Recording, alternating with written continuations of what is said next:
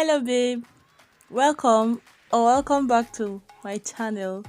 This video is going to show you how I made mini twist on her hair with cornrow on one side. When we started the hair, we intended making cornrow on both sides but changed our mind and just made it on one side.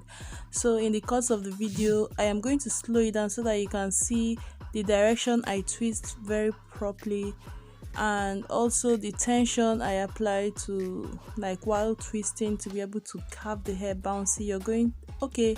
When her hair was short, or when she had low cut, her hair was blown out or texlaxed, so the tip of her hair is not completely natural, but the rest of her hair is 4C. You can almost see the demarcation from the twist.